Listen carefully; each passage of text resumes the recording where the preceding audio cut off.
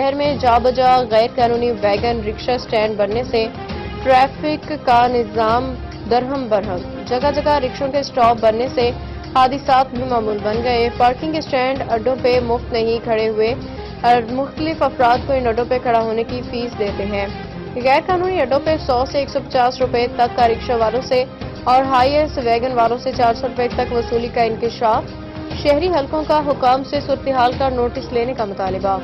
شہر کے مختلف علاقوں بالخصوص الاوالا چوک میں رکشہ سٹینڈ قائم ہو گئے ہیں جو ٹریفک کی روانی کو متاثر کرتے ہیں۔ ڈرائیورز کی جانب سے انکشاف ہوا ہے کہ وہ 100 سے 150 روپے ان اڈوں پہ کھڑا ہونے کا پرائیویٹ بندے کو دے رہے ہیں۔